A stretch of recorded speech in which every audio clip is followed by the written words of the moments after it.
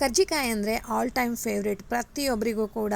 ಅದೇ ರೀತಿಯಾಗಿ ಮಾಡೋದು ಕೂಡ ತುಂಬ ಸುಲಭ, ಈಸಿಯಾಗಿ ಮಾಡುವಂಥ ಸ್ನ್ಯಾಕ್ಸ್ ಆಗ್ಬೋದು, ಸೈಡ್ ಡಿಶ್ ಆಗ್ಬೋದು, ಫಂಕ್ಷನ್ಗಳಿಗಾಗ್ಬೋದು, ಹಬ್ಬಗಳಿಗಾಗ್ಬೋದು ಮಾಡುವಂಥ ಸ್ವೀಟ್ ರೆಸಿಪಿ. ಟ್ರೆಡಿಷ್ನಲ್ ಅಂದರೂ ಕೂಡ ತಪ್ಪಾಗೋದಿಲ್ಲ. ಈಸಿಯಾಗಿ ಹೇಗೆ ಮಾಡೋದು ಬನ್ನಿ ನೋಡ್ಕೊಂಡು ಬರೋಣ. ಕಡಿಮೆ ಇಂಗ್ರೀಡಿಯೆಂಟ್ಸ್ನಲ್ಲಿ ರುಚಿಯಾಗಿ ಮಾಡ್ಬೋದು, ಬಾಯಲ್ಲಿಟ್ರೆ ಕರಗುತ್ತೆ ರೀ.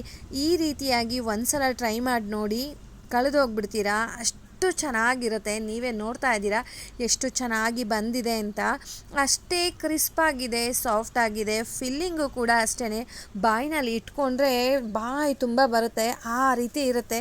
ಇನ್ನೂ ಬೇಕು ಅಂತ ಅನ್ನಿಸ್ತಾ ಇರುತ್ತೆ.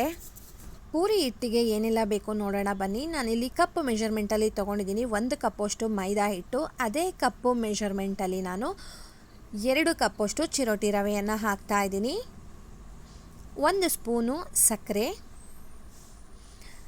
ಚಿಟಿಗೆ ಅಥವಾ 1/4 ಟೀ ಸ್ಪೂನಷ್ಟು ಉಪ್ಪು, 3 ರಿಂದ 4 ಸ್ಪೂನಷ್ಟು ತುಪ್ಪ, ಚಿಟಿಗೆ ಅರಿಶಿಣ.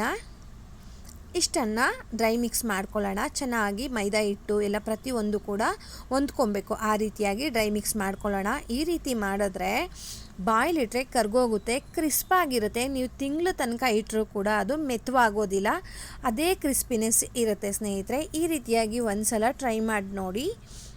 ಈ ರೀತಿಯಾಗಿ ಅದು ಉಂಡೆ ಶೇಪಿಗೆ ಬರಬೇಕು, ಜಸ್ಟ್ ಅದು ಒಂದು ಶೇಪ್ ಬರಬೇಕು ಅಷ್ಟೇ. ಅಷ್ಟಿದ್ರೆ ಕರೆಕ್ಟಾಗಿದೆ ಅಂತ. ಇವಾಗ ಇದಕ್ಕೆ 2 ಸ್ಪೂನಷ್ಟು ಎಣ್ಣೆಯನ್ನು ಬಿಸಿ ಮಾಡಿ ಹಾಕ್ಕೊಂಡಿದ್ದೀನಿ. ಎಣ್ಣೆ ಹಾಕೋದ್ರಿಂದ ಕ್ರಿಸ್ಪಿನೆಸ್ಸು ತುಂಬ ಚೆನ್ನಾಗಿ ಬರುತ್ತೆ ಮತ್ತು ಸಾಫ್ಟಾಗಿ ಇರುತ್ತೆ. ಇದನ್ನೆಲ್ಲ ನೋಡಿ ಡ್ರೈ ಮಿಕ್ಸ್ ಮಾಡ್ಕೋತಾ ಇದ್ದೀನಿ. ಇವಾಗ ಇದಕ್ಕೆ ಸ್ವಲ್ಪನೇ ನೀರನ್ನು ಹಾಕ್ಕೊಂಡು ಪೂರಿ ಹಿಟ್ಟಿನ ಅದಕ್ಕೆ ಕಲಿಸ್ಕೊಳ್ಬೇಕು.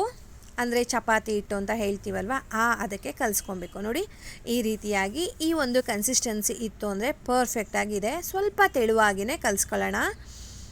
ಇದಕ್ಕೆ 1-2 ಸ್ಪೂನಷ್ಟು ಎಣ್ಣೆ ಹಾಕ್ಬಿಟ್ಟು ಮುಚ್ಚಿಟ್ಬಿಡೋಣ. ಈಗ ಸ್ಟಫಿಂಗನ್ನು ಹೇಗೆ ಮಾಡೋದು ಬನ್ನಿ ನೋಡ್ಕೊಂಡು ಬರೋಣ. ನಾನು ಇಲ್ಲೊಂದು ಮಿಕ್ಸಿ ಜಾರ್ಗೆ 1 ಕಪ್ಪಷ್ಟು ಕಡಲೆ ಬೀಜನ ಲೋ ಫ್ಲೇಮ್ನಲ್ಲಿ ಹುರಿದ್ಬಿಟ್ಟು ಸಿಪ್ಪೆ ತೆಗೆದು ಇಟ್ಕೊಂಡಿದ್ದೀನಿ. ಅದೇ ಕಪ್ಪಲ್ಲಿ 1 ಕಪ್ಪಷ್ಟು ಹುರಿಗಡಲೆ ಹಾಕ್ತಾಯಿದ್ದೀನಿ. ಏಲಕ್ಕಿ ಪುಡಿ, ನಾನು ಇದನ್ನು ಸಕ್ಕರೆ ಜೊತೆ ಮಿಕ್ಸ್ ಮಾಡ್ಕೊಂಡಿದ್ದೆ ಅಲ್ವಾ, ಅದಕ್ಕೆ ಏಲಕ್ಕಿ ಪುಡಿಯನ್ನು 2 ಸ್ಪೂನ್ ಹಾಕಿದ್ದೀನಿ. ಇಲ್ಲಿ ಸಕ್ಕರೆ ಕ್ವಾಂಟಿಟಿ ಜಾಸ್ತಿ ಇದೆ. ಇದನ್ನು ಮಿಕ್ಸಿನಲ್ಲಿ ಫೈನ್ ಪೌಡರ್ ಮಾಡಬಾರ್ದು, ಸ್ವಲ್ಪ ತರಿಯಾಗಿ ಇರಬೇಕು. ಇದನ್ನು ಒಂದು ಮಿಕ್ಸಿಂಗ್ ಬೌಲಿಗೆ ಹಾಕೋತಾ ಇದ್ದೀನಿ. ನಾನು ಮಿಕ್ಸಿ ಮಾಡಿರೋ ಅಂಥದ್ದು ಕಡಲೆ ಬೀಜ, ಕಡಲೆ ಮತ್ತು ಏಲಕ್ಕಿ ಪುಡಿ. ಅದೇ ಕಪ್ಪು ಮೆಜರ್ಮೆಂಟಲ್ಲಿ ನಾನು ಕೊಬ್ಬರಿ ತುರಿಯನ್ನು ಕೂಡ ಹಾಕೋತಾ ಇದ್ದೀನಿ. ಅರ್ಧ ಕಪ್ಪು ಬಿಳಿ ಎಳ್ಳನ್ನು ಹುರಿದ್ಬಿಟ್ಟು ಪುಡಿ ಮಾಡಿ ಹಾಕ್ಕೊಂಡಿದ್ದೀನಿ. 1.5 ಕಪ್ಪಷ್ಟು ಬೆಲ್ಲ ಹಾಕೋತಾ ಇದ್ದೀನಿ. 1 ಸ್ಪೂನಷ್ಟು ಗಸಗಸೆ. ಇಷ್ಟನ್ನು ಚೆನ್ನಾಗಿ ಮಿಕ್ಸ್ ಮಾಡ್ಕೊಳ್ಳೋಣ. ಆದಷ್ಟು ಈ ಬೆಲ್ಲನೇ ಹಾಕಿ ಸ್ನೇಹಿತರೆ. ಆರ್ಗ್ಯಾನಿಕ್ ಬೆಲ್ಲ ಬರುತ್ತಲ್ಲ, ಅದನ್ನು ಹಾಕಿದ್ರೆ ಟೇಸ್ಟು ಚೇಂಜ್ ಆಗಿಬಿಡುತ್ತೆ. ಈ ರೀತಿ ಮಾಡಿದ್ರೆ ಸ್ಟಫಿಂಗ್ ತುಂಬ ಚೆನ್ನಾಗಿರುತ್ತೆ. ನಾನು ಹೇಳ್ದಾಗೆ 1-2 ಸಾಕಾಗೋದಿಲ್ಲ, ಜಾಸ್ತಿನೇ ಬೇಕು ಅಂತ ಅನ್ನಿಸ್ತಾ ಇರುತ್ತೆ. ಇವಾಗ ಅದನ್ನು ಸೈಡಲ್ಲಿ ಇಟ್ಬಿಟ್ಟು ನಾವು ರೆಡಿ ಮಾಡಿ ಇಟ್ಕೊಂಡಿದ್ವಲ್ಲ ಪೂರಿ ಹಿಟ್ಟನ್ನು ಒಂದು ರೌಂಡು ಚೆನ್ನಾಗಿ ಮಿತ್ಕೊಳ್ಳೋಣ. ನೋಡಿ ಚೆನ್ನಾಗಿ ಇದು ರೆಡಿ ಆಗಿದೆ ಹಿಟ್ಟು. ಈ ರೀತಿಯಾಗಿ ಇರಬೇಕು. ಎಷ್ಟು ಸಣ್ಣಗೆ ತೊಗೊಳ್ಬೇಕು ಅಂತ ಅಂದರೆ, ನಾವು ಪೂರಿ ಲಟ್ಸೋದಕ್ಕೆ ತೊಗೋತೀವಲ್ಲ, ಅದಕ್ಕೂ ಸಣ್ಣದಾಗಿ ಉಂಡೆಗಳನ್ನು ರೆಡಿ ಮಾಡ್ಕೊಳ್ಬೇಕು. ಆ ಉಂಡೆನ ರೆಡಿ ಮಾಡ್ಕೊಂಡ್ಮೇಲೆ ಹಿಟ್ಟಲ್ಲಿ ನಾನು ಡಿಪ್ ಮಾಡಿ ತೊಗೊಂಡಿದ್ದೀನಿ. ನಾನಿಲ್ಲಿ ಮೈದಾ ಹಿಟ್ಟಲ್ಲೇ ಡಿಪ್ ಮಾಡಿ ತೊಗೊಂಡಿರೋದು. ಇದು ಪೂರ್ತಿ ತೆಳುವಾಗಿಯೇ ಲಟ್ಟಿಸ್ಬೇಕು ಸ್ನೇಹಿತರೆ.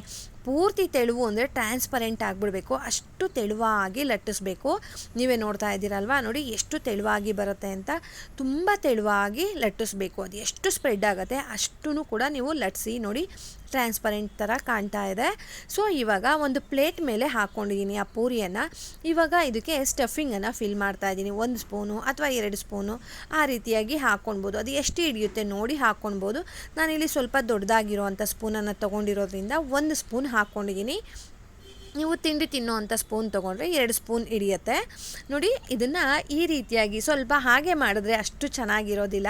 ಸ್ವಲ್ಪ ಏನಾದರೂ ಡಿಸೈನ್ ಇತ್ತು ಅಂತ ಹೇಳಿದ್ರೆ ತುಂಬ ಚೆನ್ನಾಗಿರುತ್ತೆ. ನೋಡಿ ಈಸಿಯಾಗಿಯೇ ಮಾಡ್ಕೊಂಡು ಬಿಡ್ಬೋದು ರೀ. ನೋಡಿ ಎಷ್ಟು ಚೆನ್ನಾಗಿ ಆ ಚೈನ್ ಲಿಂಕ್ ಥರ ಬರ್ತಾ ಇದೆ ಅಲ್ವಾ, ಈಸಿಯಾಗಿ ನೋಡಿ. ಅದಕ್ಕೇ ನಿಮಗೆ ನಿಧಾನಕ್ಕೆ ತೋರಿಸ್ತಾ ಇದ್ದೀನಿ. ತುಂಬ ಈಸಿಯಾಗಿ ಮಾಡ್ಕೊಂಡು ಬಿಡ್ಬೋದು. ನೋಡಿ ಡಿಸೈನು ಕೂಡ ತುಂಬ ಚೆನ್ನಾಗಿ ಬಂದಿದೆ, ನೋಡೋಕ್ಕೂ ಚೆನ್ನಾಗಿ ಕಾಣ್ತಾ ಇದೆ. ನೋಡಿ ಎಷ್ಟು ಚೆನ್ನಾಗಿದೆ ಅಲ್ವಾ. ಸೊ ಈ ರೀತಿಯಾಗಿ ಪ್ರತಿಯೊಂದನ್ನು ರೆಡಿ ಮಾಡಿ ಇಟ್ಕೊಂಡ್ಬಿಡೋಣ. ನಾನು ಒಂದು ಸಲಿಗೆ ಸುಮಾರು ಒಂದು 6 ಈ ಥರ ಕರ್ಜಿಕಾಯನ್ನು ತೇಲಿಸ್ಬೋದು ಅಷ್ಟು ಎಣ್ಣೆಯನ್ನು ತೊಗೊಂಡಿದ್ದೀನಿ. ಇವಾಗ ನಾನು ಒಂದೇ ಸಲ ಒಂದು 20-25 ಇಷ್ಟನ್ನು ಮಾಡಿ ಎತ್ತಿಟ್ಕೊಂಡಿದ್ದೆ. ಇವಾಗ ಎಣ್ಣೆನ ಮೀಡಿಯಮ್ ಫ್ಲೇಮ್ಗಿಂತ ಕಡಿಮೆ ಫ್ಲೇಮ್ನಲ್ಲಿ ಇಟ್ಕೊಂಡು ಇಲ್ಲಿ ಫ್ರೈ ಮಾಡ್ಕೊಬೇಕಾಗತ್ತೆ. ಮೈದಾ ಹಿಟ್ಟು ಚಿರೋಟಿ ರವೆ ಹಾಕಿರೋದ್ರಿಂದ ಬೇಗ ಫ್ರೈ ಆಗಿಬಿಡುತ್ತೆ ಮೇಲ್ಗಡೆ ಇರೋವಂಥ ಕೋಟಿಂಗು. ನಾವು ಫ್ಲೇಮನ್ನು ಏನಾದರೂ ಜಾಸ್ತಿ ಇಟ್ಕೊಂಡ್ಬಿಟ್ವಿ ಅಂತ ಹೇಳಿದ್ರೆ ಒಂಥರ ಸೀದಿ ಥರ ಅನ್ನಿಸ್ತಾ ಇರುತ್ತೆ, ಅಷ್ಟು ಚೆನ್ನಾಗಿ ಫ್ರೈ ಆಗಿರೋದಿಲ್ಲ. ಆದಷ್ಟು ಇದ್ರ ಮೇಲ್ಭಾಗ ಬಬಲ್ಸ್ ಬರಬಾರ್ದು ಸ್ನೇಹಿತರೆ.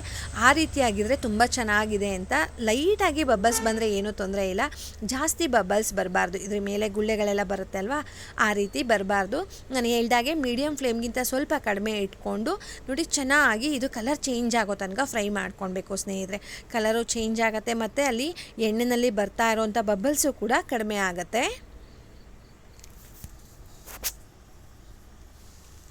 ನೋಡಿ ಹಿಂಗೆ ಎರಡೂ ಕಡೆನೂ ಒಂದು 2-3 ಸಲ ಈ ರೀತಿಯಾಗಿ ಉಲ್ಟಾ ಮಾಡಿಕೊಂಡು ಚೆನ್ನಾಗಿ ಫ್ರೈ ಮಾಡ್ಕೊಳ್ಳೋಣ.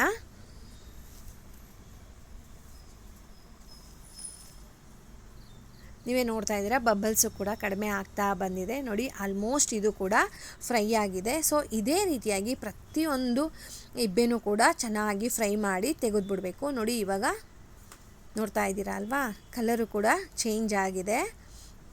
ಇವಾಗ ಎಣ್ಣೆಯಿಂದ ಸಪ್ರೇಟ್ ಮಾಡ್ಕೋತಾ ಇದ್ದೀನಿ. ಸೊ ಇದೇ ರೀತಿಯಾಗಿ ಪ್ರತಿಯೊಂದು ಇಬ್ಬೆನೂ ಕೂಡ ರೆಡಿ ಮಾಡಿ ಇಟ್ಕೊಂಡಿದ್ದೀನಿ. ನೀವೇ ನೋಡಿ ಎಷ್ಟು ಚೆನ್ನಾಗಿ ಬಂದಿದೆ ಅಂತ.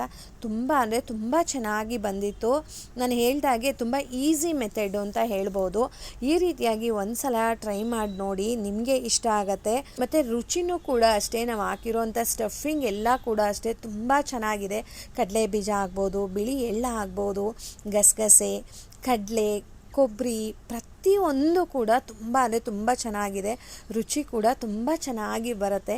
ನಾನು ಹೇಳ್ದಾಗೆ ತಿಂಗಳ ತನಕ ಇಟ್ಟರೂ ಕೂಡ ಸ್ವಲ್ಪ ಕೂಡ ಮೆತ್ತುವ ಆಗೋದಿಲ್ಲ, ಅದೇ ಕ್ರಿಸ್ಪಿನೆಸ್ ಇರುತ್ತೆ.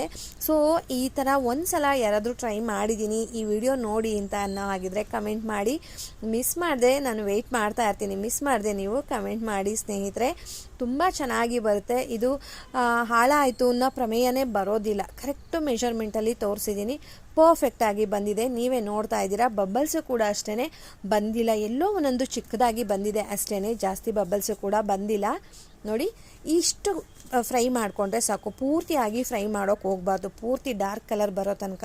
ಯಾಕಂದರೆ ಒಳಗೆ ಹಾಕಿರುವಂಥ ಸ್ಟಫಿಂಗು ಕೂಡ ನಾವು ಫ್ರೈ ಮಾಡಿ ಪುಡಿ ಮಾಡಿರೋದಲ್ವಾ, ಅದಕ್ಕೆ. ಹೋಗಿ ಬರಲಾ? ಬಾಯ್ ಸ್ನೇಹಿತರೆ, ನಮಸ್ತೆ.